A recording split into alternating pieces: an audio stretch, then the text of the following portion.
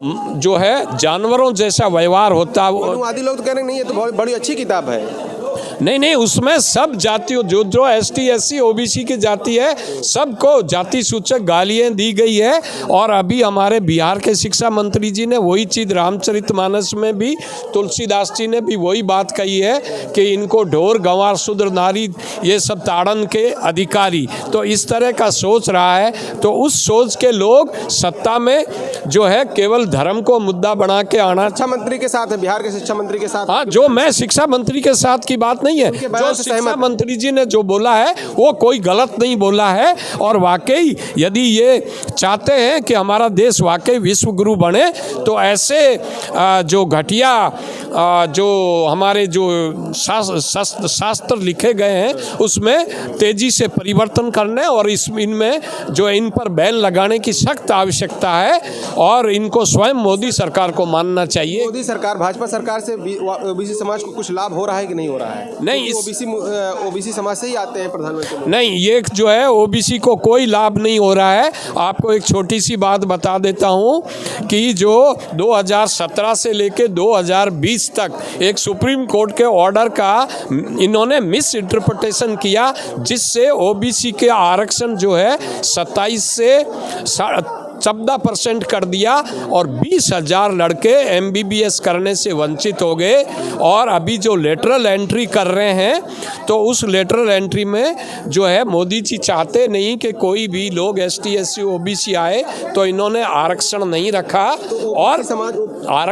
रखा और उसमें पहली बार जो है UPSC के थ्रू इन्होंने जो है प्रोसीजर से लेने चाहे बड़े पदों पे, डायरेक्टर, डिप्टी डायरेक्टर और जॉइंट सेक्रेटरी। तो मोदी जी के लोग आए नहीं, तो अगली बार से मोदी जी ने जो है बोला कि मैं सीधा जो है हमारा मंत्रालय इंटरव्यू करके लेंगे, क्योंकि इनके कॉरपोरेट्स के लोगों को लेना चाहते हैं और वो इतने इनकॉम्पिटेंट है कि UPSC का एग्जाम ही पास नहीं कर पाए। तो ये केवल मोदी जी अपने बैकडोर एंट्री से भर रहे हैं और सबसे बड़ा इसमें नुकसान तीनों वर्गों से भी ज़्यादा पिछड़ों को हो रहा है। अगर पिछड़ों को इतना नुकसान हो रहा है तो क्या मैसेज देना चाहेंगे? 2024 आ रहा है, ओबीसी समाज क्या करने वाला है इसमें? हाँ, ओबीसी जो समाज है, जो बहुत सारे प्रदेश हैं जिनमें विधानसभा चुनाव में इनको निपटा दिया जाएगा, चाहे वो छत्तीसगढ़ हो, चाहे मध्य प्रदेश हो, चाहे राजस्थान हो, जो अभी रिसेंटली चुनाव होने जा रहे हैं 2024 में मोदी जी की क्लियर कट मेजोरिटी आएगी ही नहीं और ये हंग पार्लियामेंट होने जा रही है, क्योंकि ओबीसी पूरा समाज इनकी चालों को समझ गया है।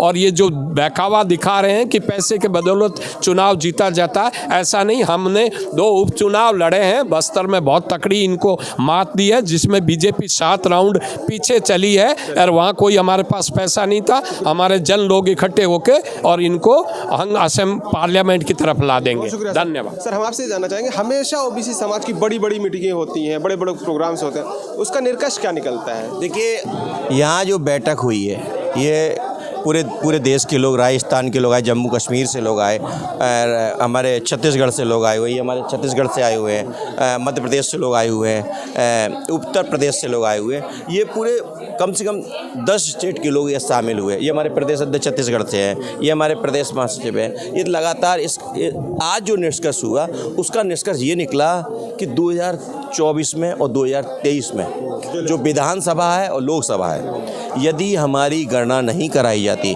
हमारी गिनती नहीं कराई जाती, तो 2023 में और 24 में जहां भाजपा की हो, कांग्रेस की सरकार हो, केंद्र में मोदी जी की सरकार हो, यदि हमारी गणना नहीं कराई जाती तो 2024 में उन्हें हराने का काम ओबीसी वर्ग के लोग करेंगे। और जिस प्रकार से जब पेड़ पौधों की गिनती हो रही है, जानवरों की गिनती हो रही है, जहाँ तक हिजड़ों की गिनती हो रही है, पर पिछड़ों की गिनती नहीं हो रही। आपको लग रहा है कि मोदी सरकार कराएगी? देखिए, मोदी सरकार ने 2018 में जो उनके राजनाथ सिंह जी ने संसद में खुले बोला कि हम लोग जाति गणना कराएंगे और हमारी सरकार आएगी, लेकिन जब सरकार आ गई, आज 2024 का चुनाव आने जा रहा है, 365 दिन बचे हुए हैं और अपनी बात से मुकर गए हैं। तो देखिए, जिस प्रकार से झूठा ओबीसी के नाम पर प्रधानमंत्री बनाए हुए हैं, ये अगर झूठा कह रहे हैं हम झूठे, वो नकली ओबीसी हैं।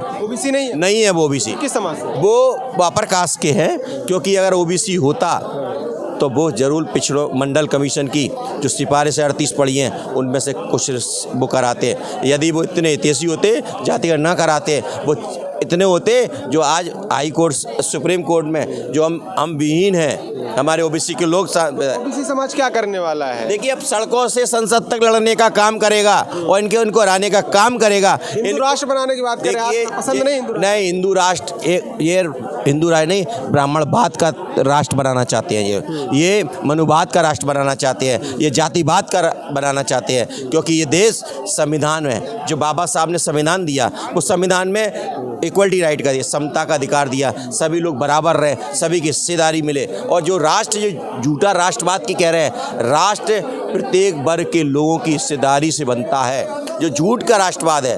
और जब तक ब्राह्मण राष्ट्र बन रहा है। यस यस सर कैसे देखते हैं इस प्रोग्राम को? हमेशा मीटिंगें होती हैं, कोई निष्कर्ष नहीं निकलता, इसका कोई फायदा बताइए। इन मीटिंगों का फायदा क्या होगा? फायदा तो बहुत बड़ा होने वाला है ओबीसी समाज का, क्योंकि ओबीसी महासभा जो काम कर रही है सामाजिक क्षेत्रों में, ये गैर राजनीतिक संगठन है। हम ओबीसी महासभा 2 मुद्दों को लेकर काम कर रहे हैं, एक तो जातिगत जनगणना और दूसरा हमको संख्या अनुपात में हिस्सेदारी चाहिए। लोग आरक्षण को ऐसे ही भीख समझते हैं, ये भीख नहीं है, हमारा संवैधानिक राइट्स है, कॉन्स्टिट्यूशनल राइट्स है, और इसको हम लेके रहेंगे। अब छीनने की बारी है, बहुत हो गया मांग करते करते, क्योंकि हमारा ही वोट।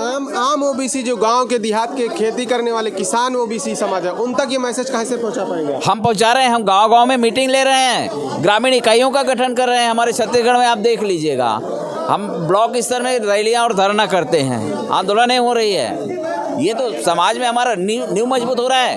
2024 का क्या टारगेट है ओबीसी समाज का? बस हमारा जनगणना करवा दे, जो हमारा काम करेगा उसी के साथ ओबीसी महासभा है भाई। चलिए, बहुत शुक्रिया सर भाई।